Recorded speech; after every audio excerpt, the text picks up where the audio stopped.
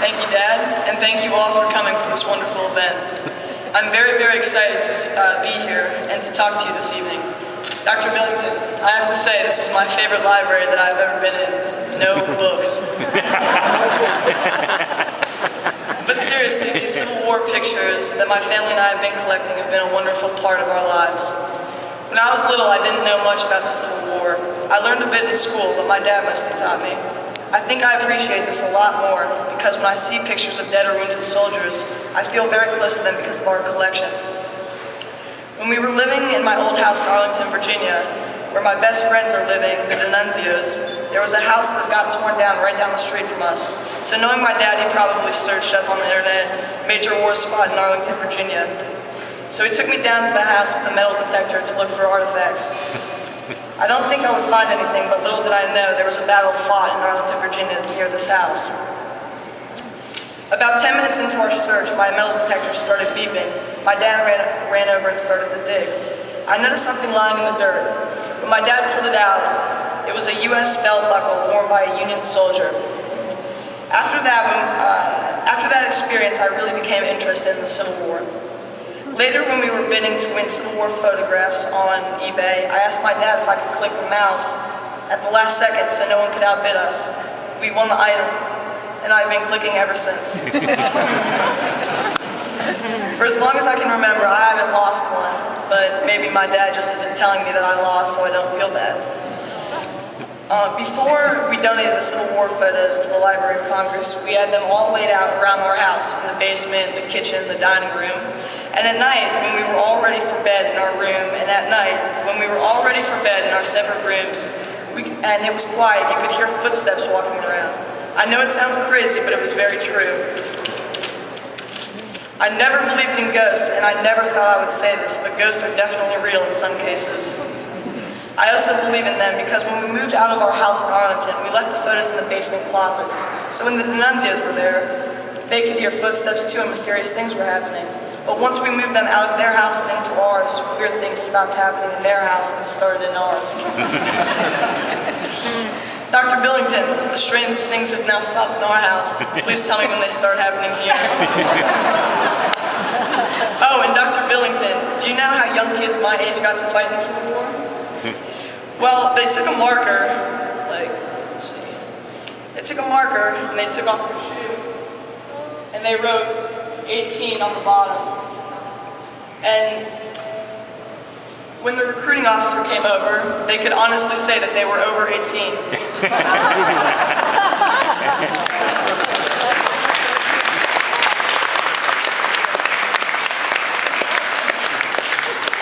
And now I'm going to read you an essay that my brother wrote. Have you ever seen a picture of a person you knew you would never forget? Has a photograph ever changed your opinion on an important issue? The image of an American Civil War drummer boy had that effect on me. Reaching across time to challenge my beliefs about what makes an army great, leading me on a journey that would end in the vaulted halls of the Library of Congress. We acquired the photograph at a Civil War auction. It was a tin-type photograph of a Union soldier carrying a drum. It was identified as George Weeks of the 8th Maine Infantry and was accompanied by several handwritten letters between Weeks and his mother. Weeks' story came to life for us with every word we read. In a letter dated October 12, 1865, George wrote to his mother, "I'm coming home at last. I've served 3 years in the greatest army that was ever known." At first we laughed at Weeks' bravado. As lifelong residents of Virginia, we'd heard all about the Civil War, and we were certain about which army was the greater army. The bravery and fighting spirit of the Confederates was legendary. When equally equipped, the Confederate Army had always outmatched their Union counterparts. Stonewall Jackson's lightning troops, maneuvers in Shenandoah Valley were famous. General Robert E. Lee is still considered America's greatest military genius. Weeks' pride, and maybe our own, drove us to investigate further. With help from the National Archives in Washington, D.C., we gained access to George Weeks' military record. Weeks contracted malaria while serving with his regiment in South Carolina. Later, at Petersburg, Virginia, he was severely wounded.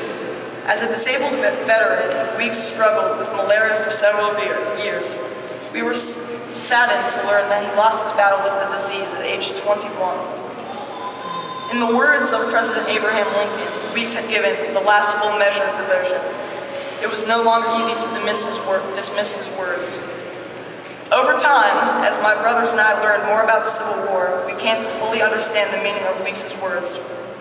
We came to learn the ideals an army embraces are what makes it great, not its military prowesses. Weeks and his fellow soldiers were the emancipators of race. They were champions of democracy, an idea much of the world expected to fail. That idea, that great experiment in self-government, is what they died for. It's what they saved, the United States of America. We gained a new respect for Weeks, who truly had served in the greatest army that was ever known. In the summer of 2009, the Washington Post published deeply moving photos of the U.S. servicemen killed in Iraq and Afghanistan. Upon seeing them, Jason and I were struck with an idea. We envisioned a way to use our own collection of photos as a Civil War memorial. From our collection, we would select 412 of the best images, 360 Union soldiers, 1 for every 1,000 who died, and 52 Confederate, 1 for every 5,000 that died. Presented together, we believe the photographs would illustrate our nation's loss of 620,000 lives in a way never before shown in the history book. That fall, we approached the Library of Congress with the idea for our memorial. We knew immediately we found the right home for the collection and went home excitedly to discuss it with the whole family.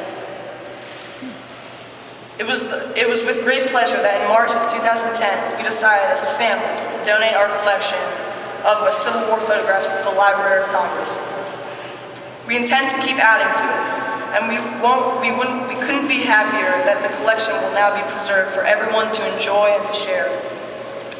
Laying out the photographs at home for the last time and thinking about the collection in a whole new light, I couldn't help but notice how similar these soldiers were to those we'd seen in the Washington Post.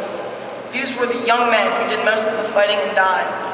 In their eyes, in the eyes of their loved ones, I could see the full range of human emotion. It was all here, the bravado, the fear, the readiness, the weariness, the pride, and the anguish. The loneliness in their long-distance stares overwhelmed me.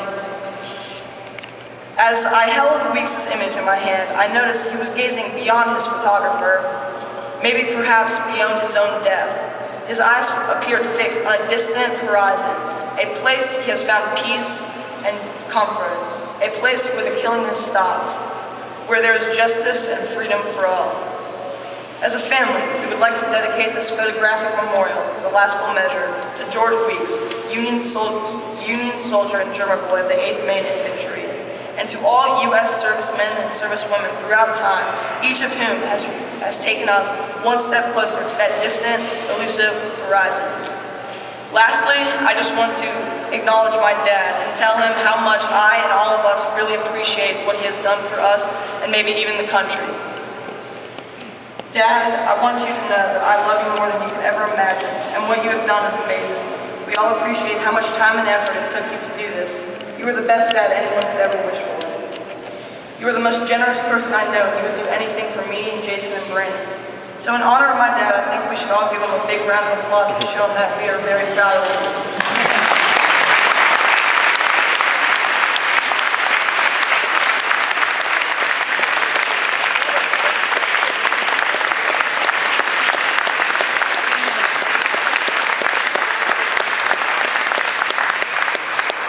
Speaking in front of you all this evening, so thank you and enjoy the night.